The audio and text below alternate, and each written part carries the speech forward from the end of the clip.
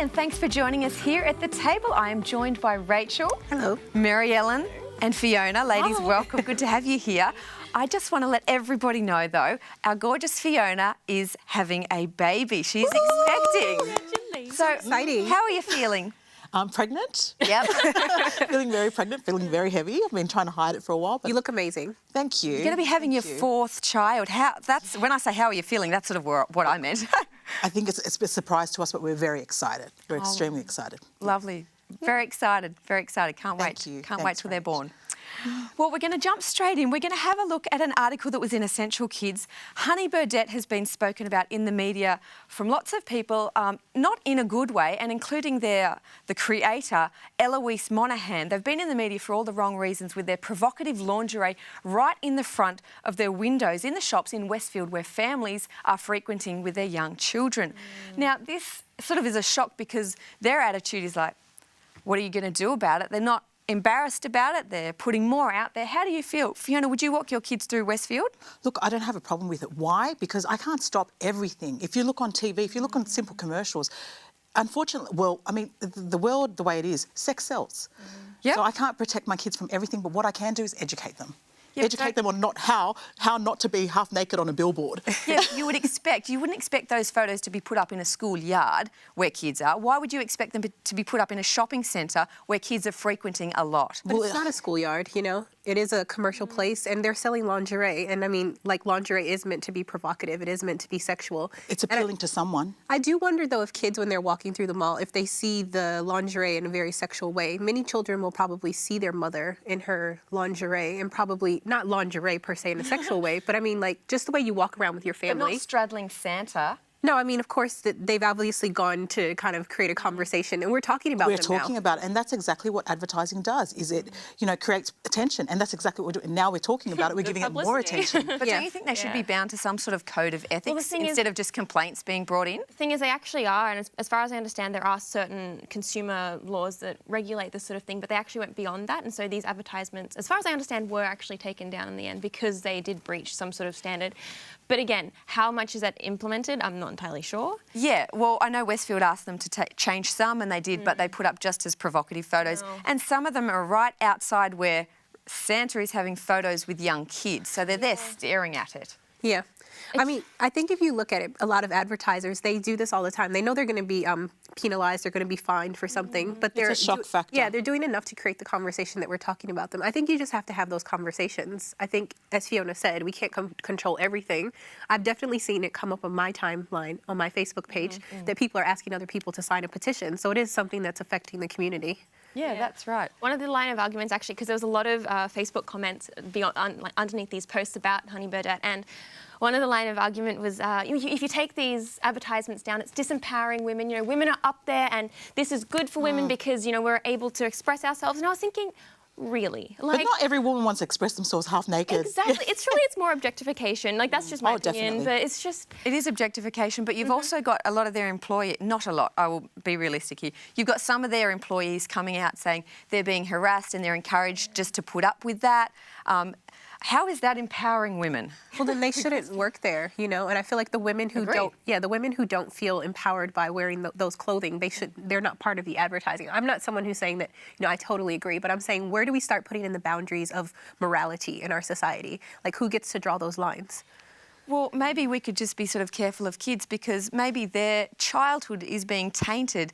And should we actually combine the two of liberating a woman? That's great, do it. But do you have to do it where there's going to be a lot of kids? Can we not say, hey, we'll have some boundaries. Sure, go and enjoy the lingerie, do that. But can we not have a safe space for kids where they're not confused by all those pornographic sexual images? I agree, and I think the shopping centre is an area where it should be safe for kids. I think things like, you know, the music industry, your kids are listening to all kinds of things that they don't even necessarily understand, you know, sexual messages and that. You can't control that, you can't regulate that. But something like an advertisement, which is right there where kids are, I think surely we can do something and unfortunately about that. it's somewhat of a self-regulating system. Well, I, for one, am boycotting Westfield.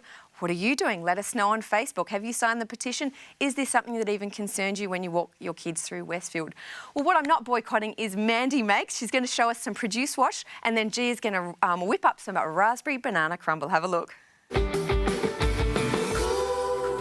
So I'm going to show you how to make a really easy, cheap produce wash that you can use for all of your fruits and vegetables to help reduce the herbicides and pesticides that are on them, as well as some of the dirt. We're going to be starting off with some baking soda. So our baking soda has a lot of our cleaning properties in it.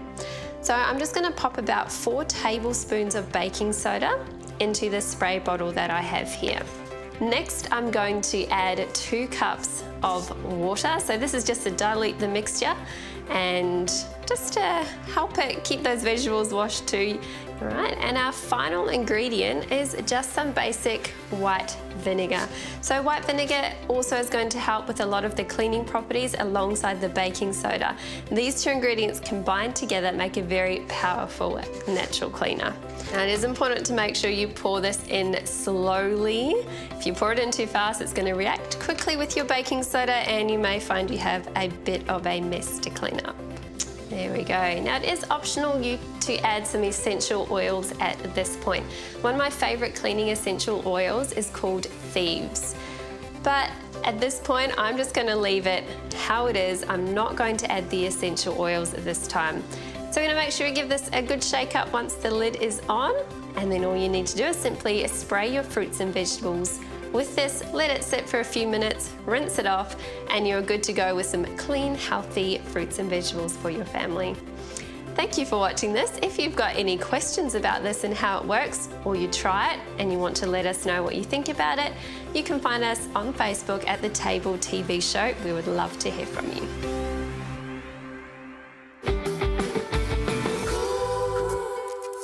Today we're going to show you how to make a healthy version of crumble. It's a raspberry crumble.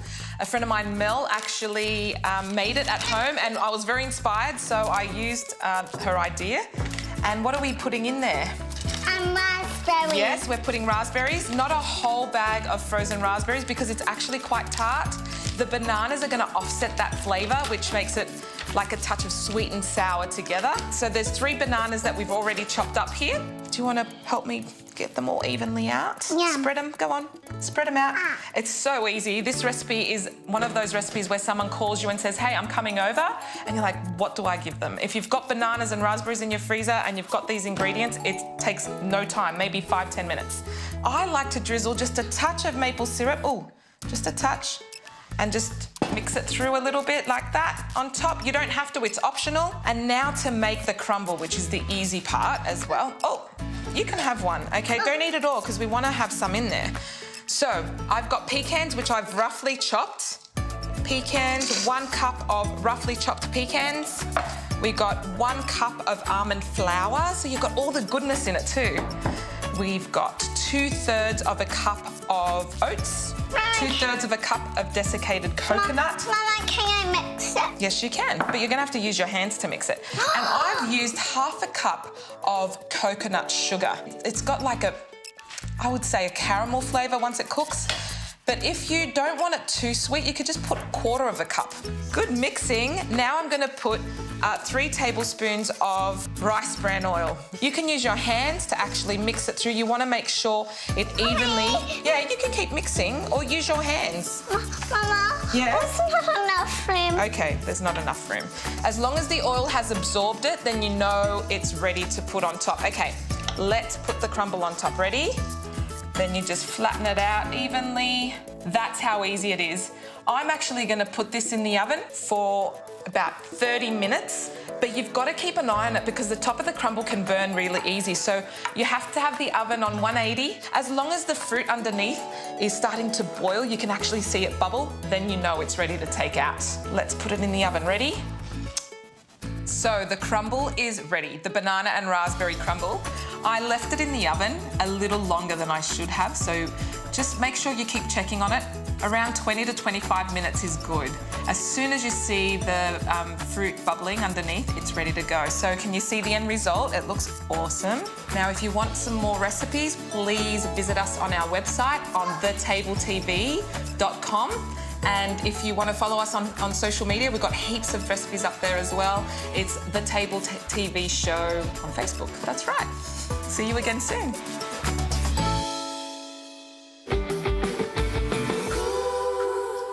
Yeah, I'm thinking maybe I should be volunteering in that kitchen with her daughter. Hey. Look, if you do want some more healthy recipes and inspiration, you can have a look at this Sanitarium Morse Nature's Superfoods booklet. We're giving it away for free. So if you're in Australia, call 1300 300 389, or if you're in New Zealand, 0800 694 673. And you can always email us hello@thetabletv.com, and you can get yourself a free cookbook. Well, in taste.com recently, there was another article on snacks and how parents should deal with that with their kids. They were talking specifically fruit. Now, how much fruit is too much? On one hand, we're being told that we're not giving enough fruit to our kids. And in this article, it was suggesting that we could be giving too much fruit to our kids and harming them.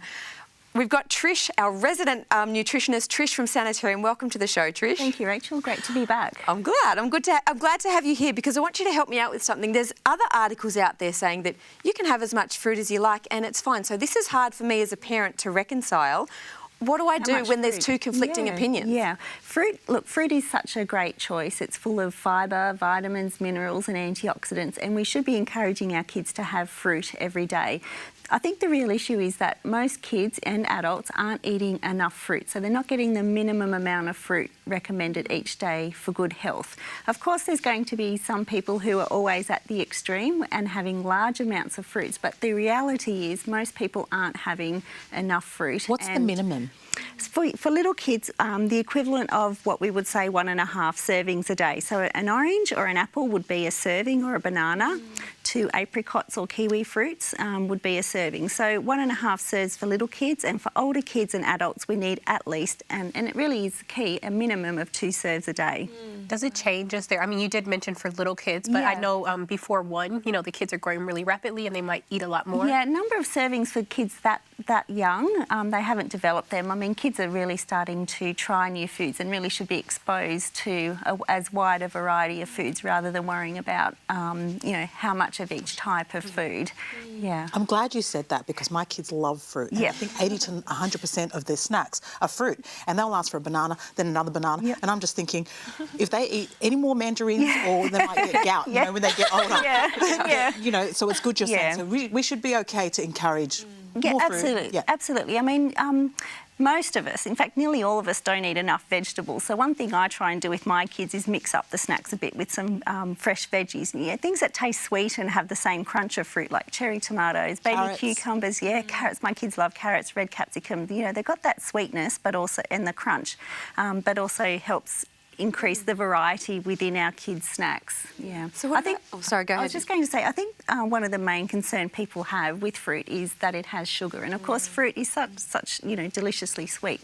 It does have sugar, and it certainly does have more sugar than vegetables. But the important thing to remember when we're eating a whole piece of fruit, whether that's fresh or frozen or canned fruit, is that we're getting all of the other goodness that comes in that nature's package from nature. So the fibre that you get in a whole piece of fruit helps mean that it acts like a natural break to stop you eating or overeating too much fruit. It also helps digest and absorb the natural sugars in the fruit more slowly. And that's really important because it means our blood sugar levels and our insulin levels don't go up and spike and then drop really quickly.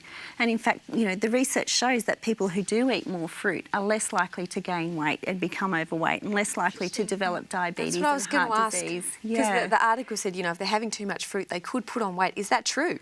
Well, I guess like anything, if you're overeating anything and having more than what you need, you could put on weight. But I think for our kids, what the real problem and what we really should be thinking about first, if we are worried about our kids' weight, is to get some advice first, but think about how much treat foods kids are having. So, you know, your cakes, your biscuits, your lollies, soft drinks. Our kids are getting nearly 40% of their energy intake every day from these kinds of foods. Wow. And they're also not doing enough activity, not enough active play, not enough sport. So those two things are more likely to cause our kids to become overweight than worrying about having a couple of pieces of fruit a day. Yeah, it seems like a problem that most parents would die to have, to have a kid who eats too much fruit. That's my problem. That's my problem. Yeah. They literally tell me that we ran out of fruit. Yeah. And we need to go That's shopping. great. I'm like, you got That's some money? What about fruit juice, though? Yes. Yeah, you talked a bit about the fiber that fruit has in it. Yeah, so with juice, if we're having no added sugar juice, we can have that occasionally. That's the ideal. But with juice, we're not getting that fibre that comes along with the whole fruit. So we're not getting that fibre that helps us stop having too much. So I've just got an example here. You need to squeeze at least 4 to 5 oranges to get 1 cup of juice. Now, I don't know about most people, but I don't know who could eat 4 or 5 oranges in a single Maybe my kids. I could. But you could easily drink a glass of juice, and that's just a small glass of juice, not the big cups and takeaway cups of juice that you can get in some places. So you're saying juice isn't, too much juice is not good, or just eliminate juice altogether? Look, I don't like saying have nothing unless, there's a specific reason. It certainly is fine on occasions, but we really should be focusing on getting our whole fresh or canned or frozen fruits each day. And does reconstituted and freshly squeezed juice, are they fairly similar in the sense that there's no fibre in them, or is one better than the other? If you squeeze the juice yourself, you can probably add the fibre and the pulp back into your juice. But if you're buying juice yourself from the store, it's most likely won't have the fibre. Oh, Trish, look, that all sounds like good sound advice. It's lovely to have you here. Thank you for clarifying all of that. We're going to hand you over to Alicia. She's going to be doing some exercise for us. Take a look. Hey, Alicia here, resident PT at the Table TV show. Today we're looking at how to engage our core properly.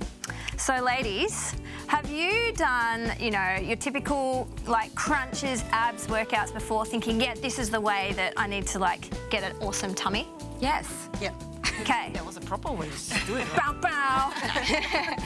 So what I'm going to show you today is just how you can actually engage your deep abdominal core muscles rather than just, your external obliques or your abs here, because that's actually what really gives you a strong core. Is actually the ones underneath, and they're called the transverse abdominal muscles. So, Rach, if you wouldn't mind, we're going to get you to lie down and show you how to get into the neutral spine position.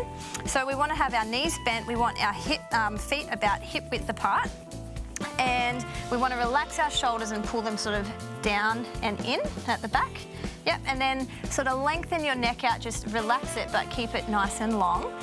And then from here, I want you to sort of imagine that you've got a clock on your tummy, okay? And your sternum is 12 o'clock. And your pubic bone is 6.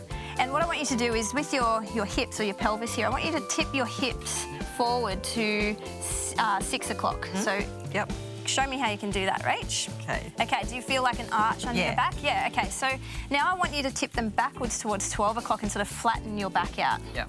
Okay, so what we want to find is the middle ground between those two, where there's just a slight arch in your back, but it's not fully arched. So imagine you've got a little butterfly that's sitting under there, and you're not squashing it, but it also can't get out either. Okay, and that's neutral spine. So once you've got in this position, you're in relaxation mode, hopefully. We want to start focusing on engaging our core muscles. So if you kind of put your fingers just on the inside of your hip bones, and you want to, first of all, pull your belly button in towards your spine. Yep. You want to imagine zipping your pelvic floor muscles. Got it. There's a lot going on here. I know. So you're just sort of engaging your lower abdominals and your pelvic floor. And then, so these two hip bones, you want to sort of imagine there's a string between them and you're just pulling it tight. Okay, so when you do that, just cough for me. Okay, so you feel that muscle that's pushing against? Mercy. That's what you want. You actually want that sort of slight pressure pushing against your fingers, and that's when you know you've actually engaged your transverse abdominal muscles. So can you feel that? Yeah. Yeah, cool. Now, if you try this at home and you can't feel it, that's okay. It actually takes a while to learn how to switch them on, because we're not taught this. When you go to a gym class, most of the time, unless it's a proper Pilates class, and maybe in yoga too, they will teach you how to do this. But otherwise, they're just like, all right, crunch, and they're not really showing you. So from here, what you want to do is sort of engage those TAs, pull that string tight, and try and hold it for 10 seconds. So 10, 9, 8, 7, 6, 5. With breathing, 4, Oh, yeah, that 3, 2, and 1. Okay, it's hard, right? And then from there, what you can do is, as you're holding it, you can start, moving your legs a little bit to sort of get it to be engaged for a little bit longer. And it's obviously more challenging to keep that tight while moving. Okay, so like that, just... Yeah. Is this going to be like just something that is actually good for us functionally and not just for... Yes, exactly. It's about function, and particularly if you're a mum that's just come back from having a baby, this is the way to get your core back again, is doing these exercises. So thanks so much for joining us. I hope that you learnt something, and if you want more ideas and workouts, go to our YouTube channel. There's 10-minute ones there. You can join in with me. See you later. I'm so glad I wasn't there for that. That's how to get your core muscles back. If you want to see Alicia or more of her exercises, you can get a copy of At the Table magazine. It's free. All you need to do is write to us at hello@thetabletv.com and we'll send you out a free copy of that magazine. Well, Mary Sawyer was sick of feeling obligated to play with her kids and feeling overwhelmed with having 3 young kids. She had a look into the Danish way of parenting. Now, the Danes have been at the top of the list of having happy, healthy kids or happy kids for the last 3 decades, so they're obviously doing something right. She looked into this. It was on romper.com where she wrote about her experience, and she tried the Danish way of parenting for 4 days and said she'd never go back. What do you know about the Danish way of parenting, guys? Well, as far as the article was saying, basically the kids have a lot more freedom and they're a lot more independent than Western societies. I think she gave the example of, we even wipe our kids' hands for them, as being really controlling, whereas they're given free time to play and independence. And there's also this thing called hygge or hygge. Hygge. Oh, okay. Oh, look at you. Impressive. Someone's going to write in to tell me I was way off. Which is uninterrupted time without technology with your kids, just really intimate. And I thought that was so nice. So. Well, one thing I noticed from the article is that it seems as though she was not just a very involved parent, but she felt the obligation to entertain her children. So she felt the need for them to be happy, the need for them, obviously making food, all of the basics, but just I think that need to entertain your children in and of itself would be a burden, to make sure they were, you're not Disney World. Yeah. It's not your responsibility, I think. I feel like it is a burden to always feel like they're doing something or being challenged or being entertained. And you have to sort of sometimes sit down and go, you know what? Play by yourself. Yeah. Most definitely, Rach. Like, I think I struggle with having to look at what someone else is doing, over my shoulder at what parenting techniques is working for someone else. For me personally, you got to do what you do. You just do you. What works for you. When I've got 3 kids, I don't have time to be worrying about what Sandra Deer over there is doing. It just doesn't work. And when you start comparing yourself to other parenting techniques, you struggle, and then you have issues. You put guilt on yourself and you put the pressure on you. But I'm sure there's lots of cultures that have good things, and you sort of got to pick and choose what works for you and your family, and sort of create your own culture in a way. Do you reckon? Yeah, I think that she had created this stress for herself with this need to entertain and to do every single thing for her children. But I think we're kind of doing them a disservice if we need to entertain them all the time. Yeah. I mean, there's another theory that says let your children be bored. Yes, I was going to say that. Yeah. And from that boredom, they'll be in more creativity. Yeah, I think that's important too. Like I'm forever telling girls, go play, go do something. I can't always entertain you. And I think as mums, we do put on a lot of pressure on ourselves to, meet to whatever the Joneses are doing. Sometimes you just need to do whatever the Leo Tiers are doing, or just. Yeah. I think it kind of is really a problem in Western society, though, because I know some parents that won't even let their kids spill crumbs on the kitchen table because they just wiped it. That sort of thing. It can get really quite pedantic, I think. Well, not in our house. Well, yes, it's obviously not a normal... We could start compost under the table, but anyway. But yeah, I think there definitely is a need to kind of let go and just let them have free range of like a certain room, just put them in there. And... Definitely good and bad you can take from the Danish, the way they parent, and I guess from another culture, like you said, Rach. Yeah, well, they're obviously doing something right. They've got a few other things here, like they don't shield them from the negatives in life. They actually have national programs to teach empathy. They tend to look on the bright side of life. They don't overpraise their kids. So there's a lot they're doing. Is there anything there that resonated with you, Mary Ellen? Perhaps not overpraising your kids. I think, it's kind of like the classic, your kid comes up to you like, Mummy, look what I painted. And it's like, that is terrible. But I'm going to tell you it's really good. And I think we do a lot of that in society, perhaps. I don't know whether that's a bad or a good thing, really, but apparently it works for them. So. Well, I'm sure there's lots for you to find out. Now, we did a promo recently for the show, and in it you said that... you were the humble voice of ignorance. I just want to let you know that that's actually not true. You're a very smart woman. Oh, are. But we don't want you to feel like you're feeling left out of the motherhood club. Now, we have a challenge. None of the girls here know about it. Oh my goodness. What's happening? In particular, we have a surprise challenge for Mary Ellen. Wow. Now, I'd like to introduce you to your new son. This is Lee, baby Lee. He's so Say heavy. hi. Oh, hello. Okay. Hello. Okay, so this is your new baby. We're going to be sort of checking in with you this week. This is a virtual heck no. baby. So it cries. For the whole week. Well, we'll see how we go, but yeah, Oh, we're going to wow. check in with you. So Okay. it cries, it needs to be fed, needs to be rocked, sleep, all of eyes those look so things. wide. I know. Can we get a close up of Mary Ellen's eyes? Can they get any wider right now? Yeah. So hopefully, that's going to give you a better understanding of where we're at Really? when it comes to the world of motherhood. She's already got it down pat. She's already feeding it. I know. Look, you're supporting the neck. It's going great, guns. This is going to be very interesting. Hopefully I'll have some more insight next week when I come back. Yeah, we'll definitely have to check into you. So, what are you most frightened about? I think probably the time commitment and not being able to just do what I want, having the obligation to be with them constantly is what probably scares me most. Yeah. That's yeah. what you How have. you ladies That's what do you it. have a mother and sisters for. Yes, true. Babysitting.